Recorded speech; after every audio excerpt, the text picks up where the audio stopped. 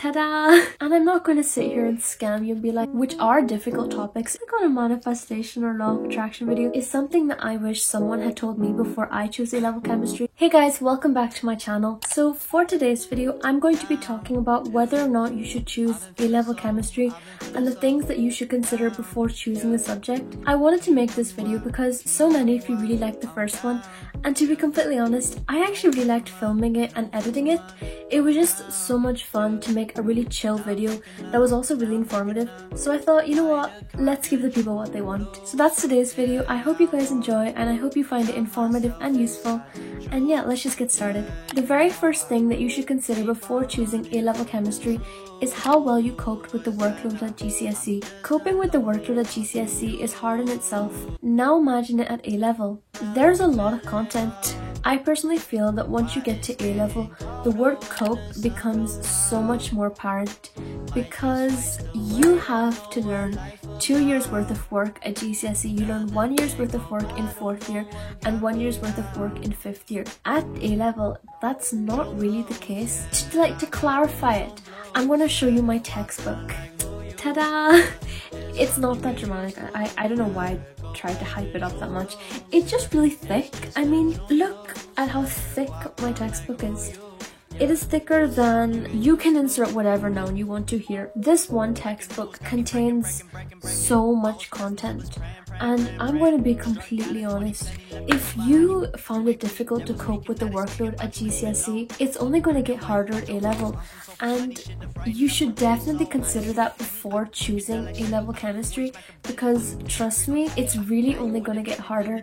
So that is definitely something that you should consider before choosing A-level chemistry. The next thing to consider is the pace at A-level.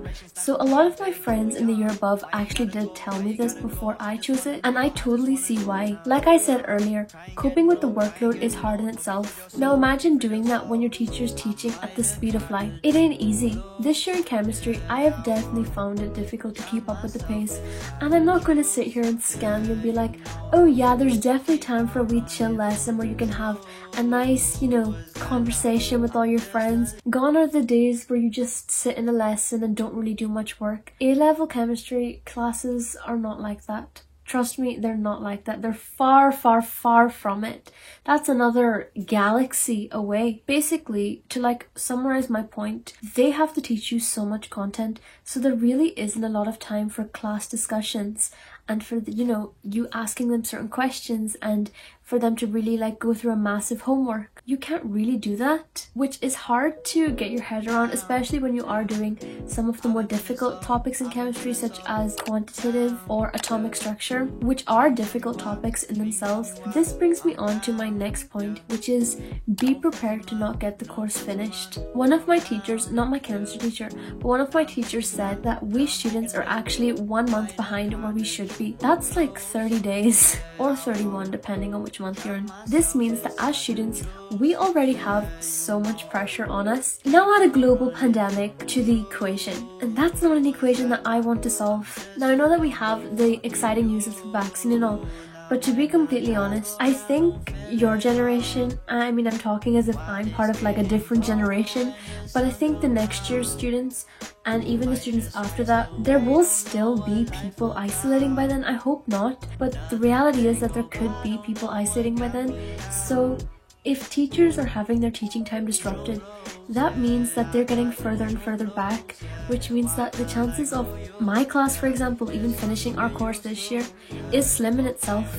So that is also something that you should consider for whether or not you want to choose A-level chemistry.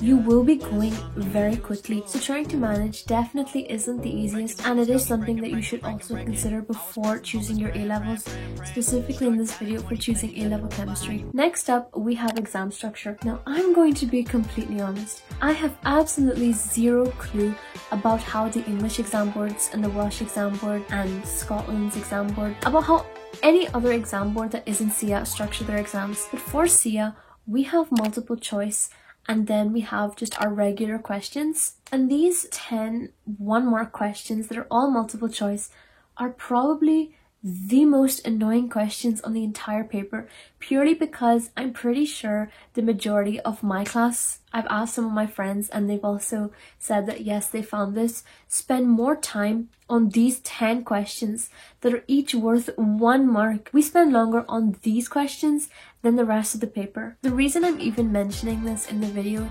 is because if you struggled with timing for exams at GCSE, then it just gets so much harder at A-level. You're probably sitting there like, Radhika, that is so obvious, why are you even saying this? But let me tell you, I don't think a lot of younger students actually know about how the paper is structured at A-level. I didn't actually know how the chemistry paper looked at A-level until I actually opened a past paper this year, and I was shocked. I didn't even know that there was multiple choice on the papers, and I'll be honest, I find timing for chemistry papers at A-level so hard, and I'm a fast writer. Basically, timing is very tight at A-level, and I want to stress this because if you're like me, you've probably been used to, doing your papers at a leisurely pace and having time to check over them at the end. It's really not like that at A-level. I know that I have done 2 papers for chemistry, as in like proper tracker tests, and out of those 2 papers, only one of them actually gave me time to check over, and it wasn't even that much. It was only like 5 minutes.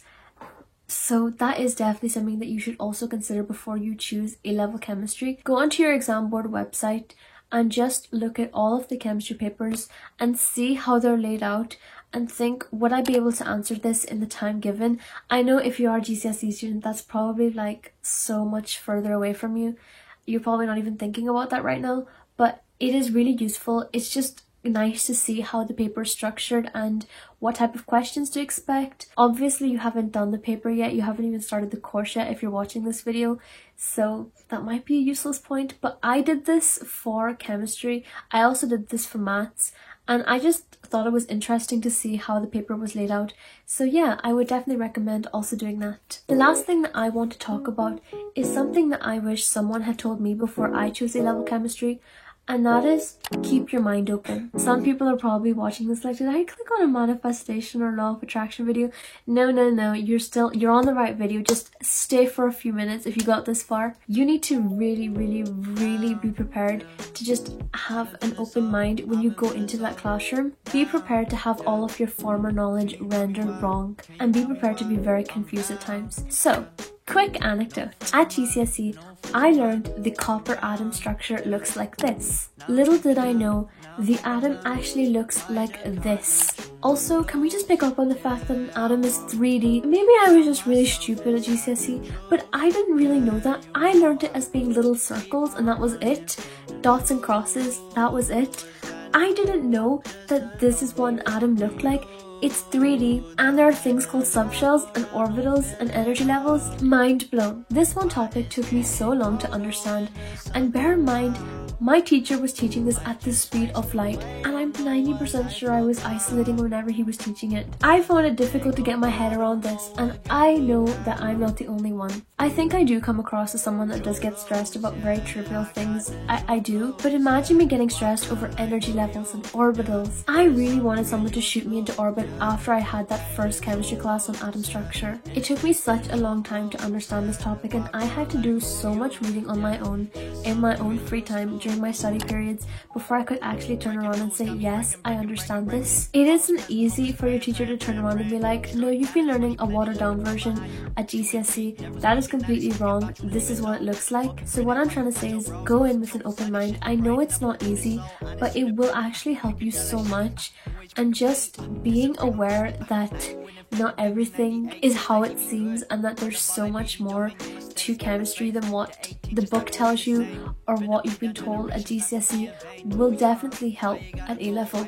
So yeah, that is another thing that you should also maybe not consider doing before you choose a subject, but definitely consider once you've chosen the subject and factor that into your decision as well. So guys, that is the end of this video. I hope you enjoyed and found it useful. My camera is actually about to die. I can see it in my reflection in the mirror, but I'm going to wrap this up quick. Basically, I have started going live on YouTube. And I really want to make my live streams a bit more structured and organized. And I really want to ask you guys, what do you want me to talk about? Is there anything specific that you would want me to make a whole live stream on?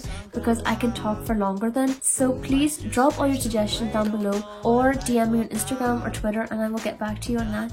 Finally, make sure to subscribe if you want to join our small community here on YouTube. And yeah, I hope you enjoyed this video as much as I enjoyed making it. Thank you so much for being here and supporting my channel, and I will see you next week for another video at 6. Bye! It's just the drum blows, yeah. Walk around like who you